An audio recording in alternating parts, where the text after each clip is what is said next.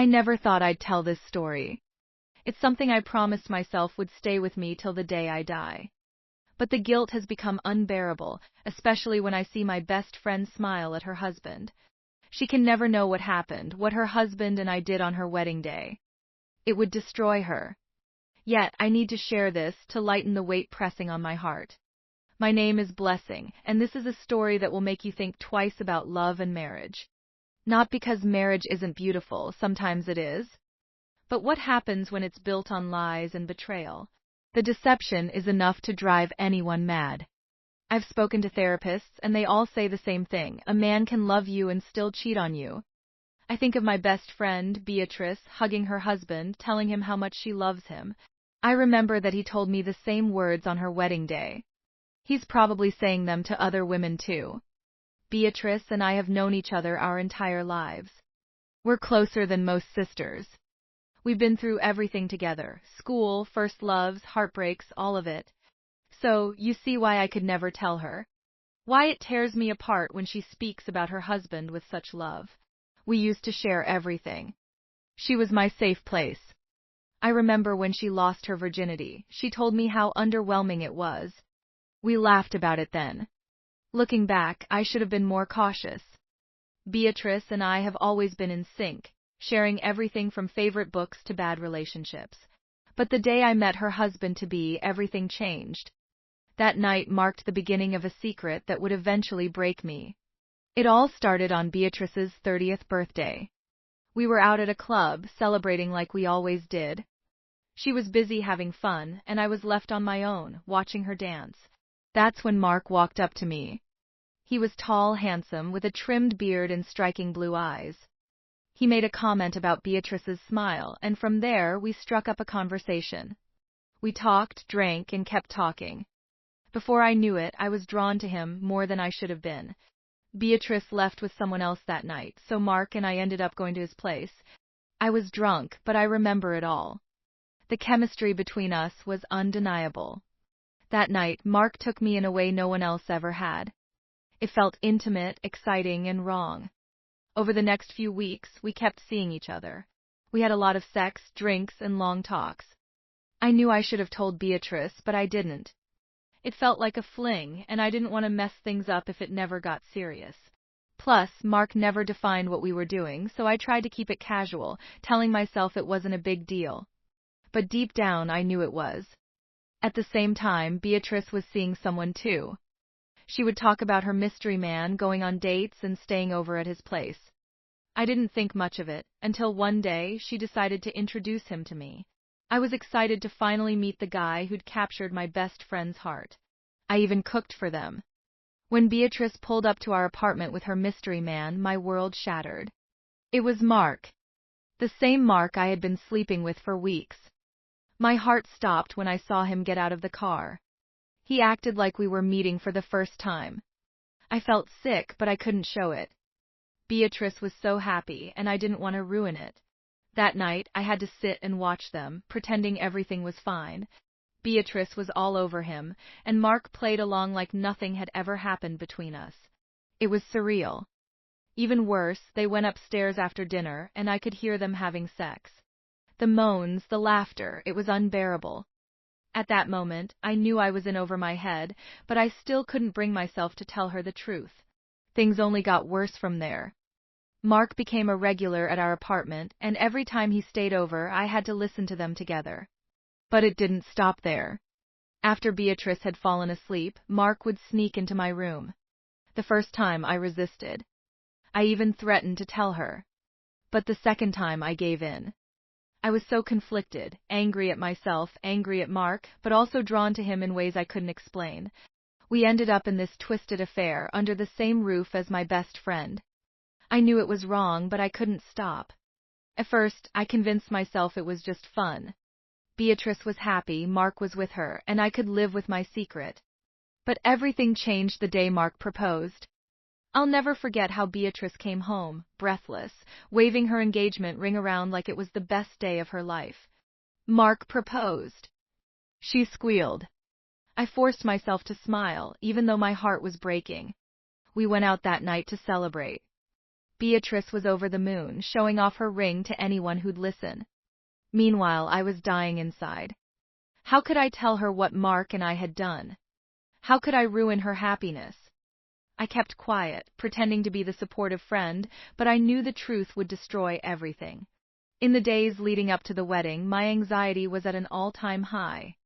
I was the chief bridesmaid, so I had to be around Beatrice constantly, helping her plan the perfect day. But inside, I was crumbling. Mark started distancing himself from me after the proposal. I guess he didn't want to risk me saying something. We barely spoke, and when we did, it was awkward. I had so many questions for him, but he avoided me at all costs. The wedding day finally arrived. I spent the entire morning with Beatrice, making sure she looked perfect. We laughed, we cried, and I tried my hardest to be there for her. But inside, I was a mess. I excused myself to get dressed, and that's when it happened. Mark walked into my dressing room. I was standing in front of the mirror, trying to hold it together, when I saw him in the reflection. He had that same smug look on his face, like he knew he could get away with anything. I was furious. I wanted to scream at him, to throw something, to make him leave. But I didn't. I couldn't. We ended up kissing, and one thing led to another. Before I could stop him, he had me cornered, and we were having sex on Beatrice's wedding day. It was quick, heated, and felt like a horrible mistake. And then the door swung open. Beatrice's younger sister walked in and saw everything. I froze. Mark froze. She was stunned, staring at us, not saying a word. Then she turned and left, leaving the door wide open. I was horrified. How could I let this happen? How could I be this person?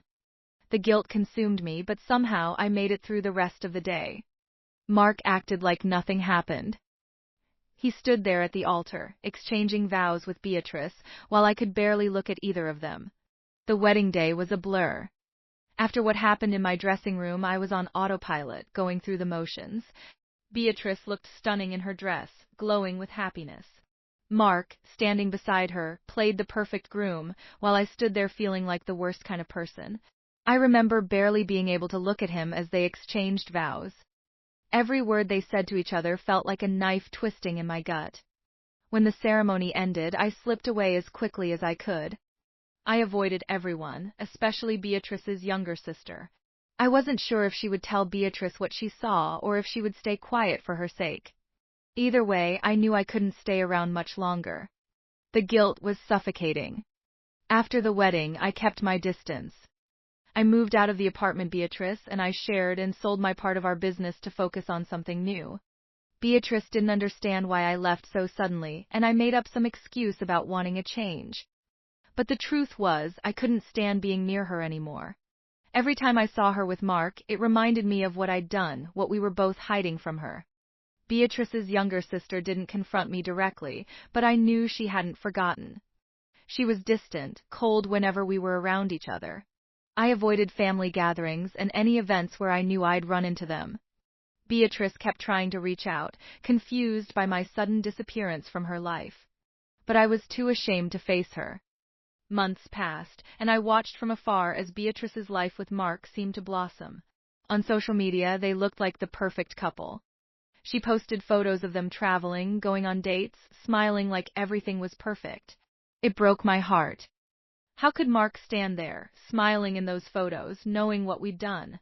How could he keep lying to her, the same way I was lying by keeping my silence? But the worst part was that even though I hated him for what he did, I couldn't completely let him go.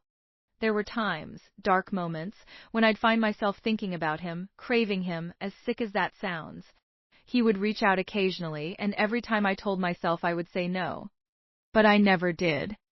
It was like I was trapped in this vicious cycle, unable to break free. I was ashamed of myself. Beatrice was my best friend, practically my sister, and here I was still tangled up with the man who had ruined everything. I had let him destroy not only her happiness but my own integrity. Even now, as I tell this story, I know how twisted it sounds, how unforgivable my actions were. But the truth is, I was weak, and Mark knew how to manipulate that weakness. He was like an addiction I couldn't quit. The final straw came when Beatrice announced she was pregnant. I found out through a mutual friend, not from Beatrice herself, since we hadn't been speaking much. When I saw the announcement, I felt like I had been punched in the stomach. Mark was going to be a father. Beatrice was going to be a mother. They were starting a family, and I was left on the sidelines, knowing the truth about the man she was building her life with. I had always thought the guilt would fade with time, that I could somehow live with what I'd done. But seeing her pregnant, seeing how happy she was, I realized it wasn't going to go away. The weight of my betrayal was getting heavier by the day. And the worst part? Mark hadn't changed. I knew he hadn't because even after Beatrice's pregnancy, he still came to me. He showed up one night out of the blue. It was raining, and I had just gotten home from work when I heard the knock on my door. I knew who it was before I even opened it. There was Mark, drenched from the rain, standing on my doorstep with that same arrogant smirk he always had. "I shouldn't be here," he said, stepping inside without waiting for an invitation. He was right. He shouldn't have been there, and I should have told him to leave. But I didn't. We ended up in bed again, like we always did. And the worst part was that I hated myself for wanting him there. It was like a part of me was addicted to the toxicity of it all. I was trapped, and I didn't know how to break free. The next morning, I lay there in bed, staring at the ceiling, listening to Mark get dressed. I knew then that this had to end. I couldn't keep doing this, not to Beatrice, not to myself. Mark left without a word, and for the first time in a long time, I didn't feel anything. No guilt, no shame, just emptiness. That same day, I made the decision to cut him out of my life for good. I changed my number, blocked him on every platform, and stopped answering any calls that I didn't recognize. I couldn't risk him pulling me back into the mess I had created. But the damage was already done. Beatrice was happy, or at least she thought she was. And I was left with the weight of what I had done, knowing that one day it could all come crashing down if she ever found out. But that's not even the worst of it. Despite all of this, despite knowing everything, Mark is in my bed again tonight as I write this. I'm fully aware of how wrong it is, but I can't seem to escape this mess. He's an evil I can't shake, and I don't know if I'll ever be free of him. I know what you're thinking. How can I keep living like this? How can I let this man, who has destroyed so much, still be a part of my life? The truth is, I ask myself the same thing every day. I know I should have told Beatrice a long time ago, but now it's too late. She's married to him. She's pregnant. How could I possibly rip her world apart by telling her the truth now? But I also know that keeping this secret is slowly destroying me. I've distanced myself from Beatrice, from the life we once shared, because I can't look her in the eye without feeling sick. Her younger sister knows, and maybe one day she'll tell Beatrice everything. But I won't. I can't. Mark continues to haunt my life, even though I've tried to cut him off. Every time I think I'm free, he finds a way back in. He's a poison I can't seem to flush out of my system. But I know I need to for my own sanity. This situation is unsustainable. I can't keep pretending that everything's fine while living with this much guilt. I often wonder what would happen if Beatrice found out. Would she forgive me? Could she ever trust me again? Probably not. And I wouldn't blame her. What I did was unforgivable. But at the same time, part of me thinks she deserves to know the truth about the man she married. The man she's building a life with. For now, I'm stuck in this limbo, unable to move forward and too scared to confess. I know things will catch up with me eventually, but until then, I'll continue living with this secret, hoping that one day I'll find the strength to finally let it all go. If you found this story compelling, check out more real-life stories of betrayal and heartbreak on my YouTube channel. Don't forget to like, share, and subscribe for more content that gets to the heart of what really matters in life.